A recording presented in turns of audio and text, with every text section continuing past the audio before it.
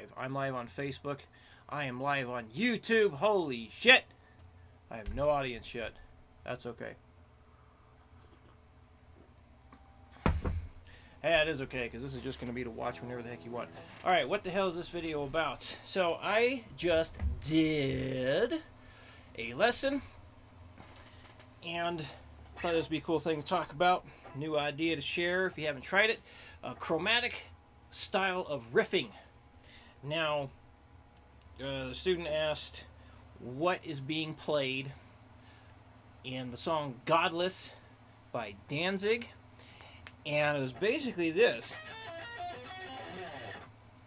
I'm going to do that slow now. And then it's some kind of slide thing. I listened to it on the recording, or for the record, and a live bootleg. And it just seems like one of those things guitar players do. Like, hey, I'm playing a thing! Whoa!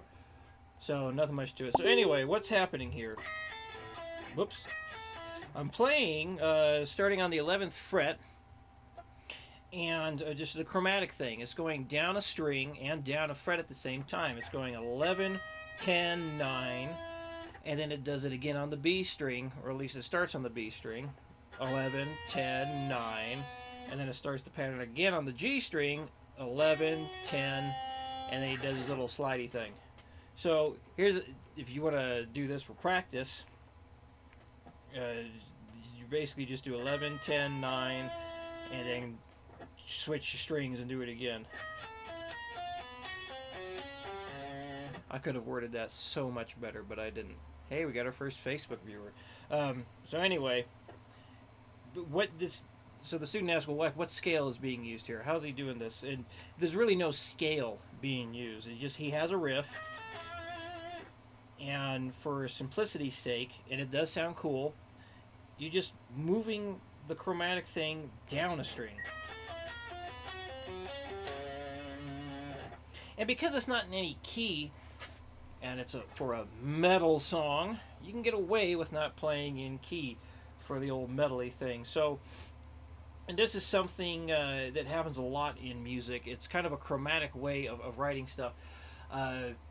One magazine called this the Eddie Van Halen scale, and you know the song "Hot for Teacher," like right when he's about to go into the main part after all that tapping stuff, he does something like, yeah, into that chord.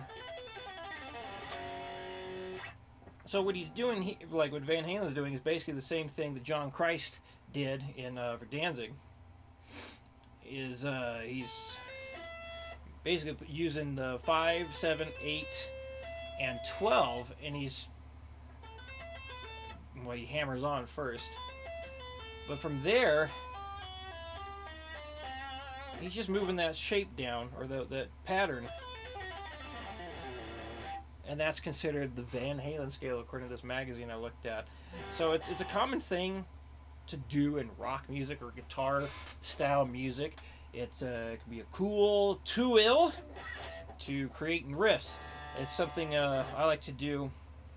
Basically, I take what is a diminished scale, the half whole diminished, starting on the 5th fret, and I go 5, 6, 8, and 9, and I just stay within those frets while I'm going up and down strings in different ways.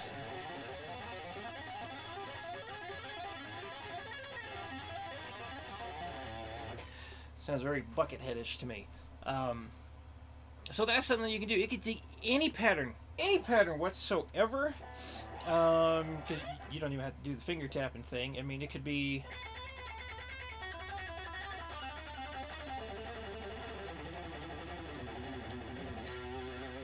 anything at all.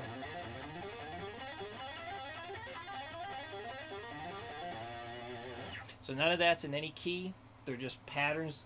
Sounds good on one string. Well, it could sound good on the other strings. And you can just change it around.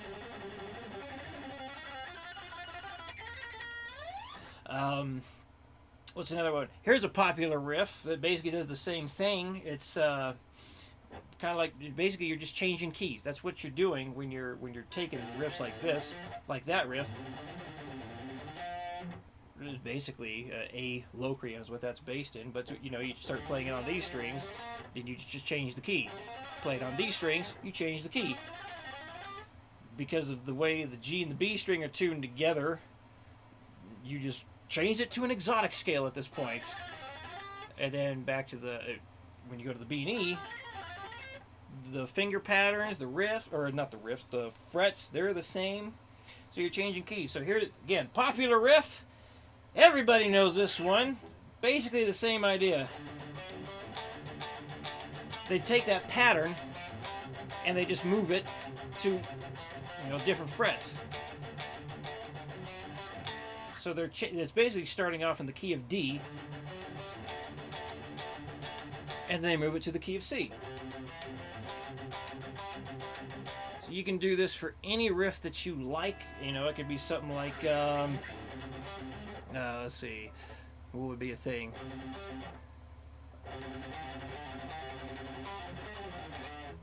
I'm overcomplicating this. There we go.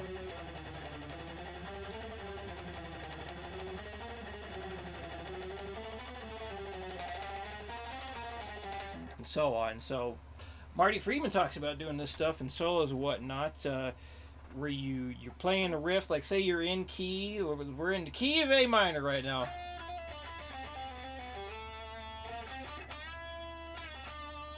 And now it's time to throw some chromatic stuff in to bridge the gap to somewhere else.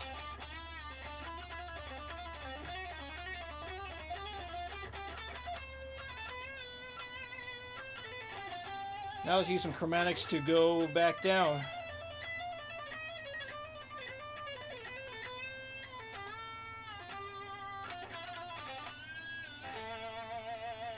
So there we go. I'm gonna turn off this live feed. Take the information. Do something fun with it. Go and write some bitchin' music. And I am gonna go back to working on the polyrhythm instruction course, because I'm trying to finish that by the end of this month. I don't know if it's going to happen. There's a lot. I got 7 videos to shoot. 7 fucking videos.